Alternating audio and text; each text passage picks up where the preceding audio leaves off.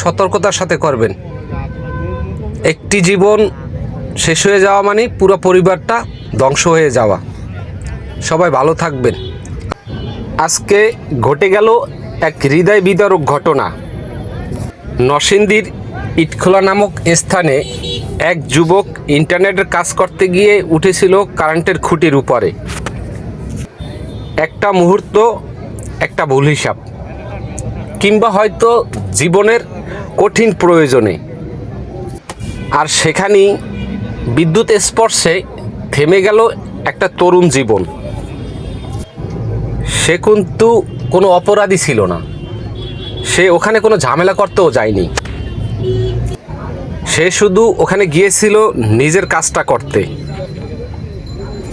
রোজগার, জীবনের দায়িত্ব নিয়ে, পেটের দায়ে পরিবারের ভরসা নিয়ে।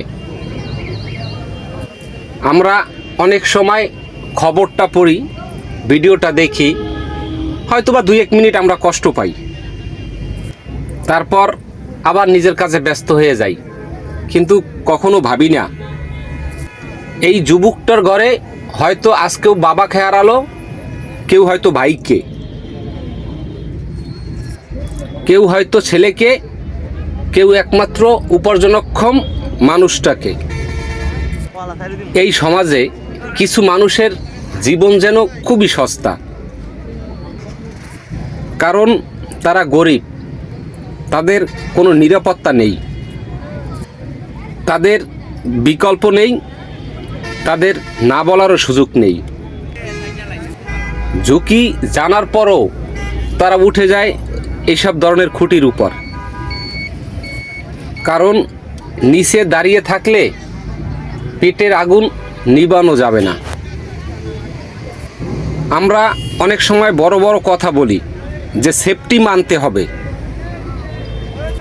হ্যাঁ, ঠিক আছে, নিয়ম মানা দরকার, কিন্তু প্রশ্নটা হলো যে মানুষটার হাতে হেলমেট নেই, হার্নেস নেই, প্রশিক্ষণ নেই, সে কি নিজের ইচ্ছায় ঝুঁকি নিচ্ছে নাকি জীবনের চাপে বাধ্য হচ্ছে? এই ঘটনাটা আমাদের জন্য একটা আয়না।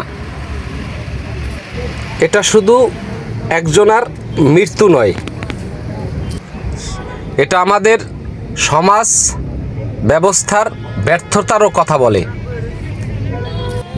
যে দেশে একজন তরুণ একটা তারের ছোঁয়ায় প্রাণ হারায়, সে দেশে উন্নয়নের গল্প বলার আগে মানুষের জীবনের মূল্য বোঝা দরকার।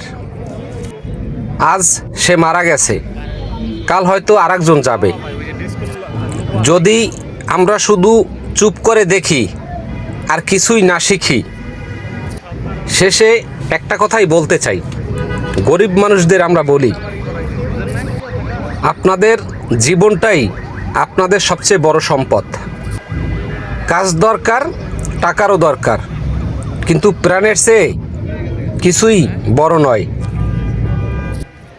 ঝুঁকিপূর্ণ কাজে গেলে যতটা সম্ভব সাবধানে থাকুন, কারণ আপনারা যদি কেউ চলে যান, আপনাদের এই জায়গা কেউ পূরণ করতে পারবেন না। আশা করি সবাই সাবধানে থাকবেন, কাজ করবেন, কিন্তু সেফটির সাথে করবেন, সবাই সতর্কতার সাথে করবেন। একটি জীবন শেষ হয়ে যাওয়া মানে পুরো পরিবারটা ধ্বংস হয়ে যাওয়া। সবাই ভালো থাকবেন। আসসালামু আলাইকুম।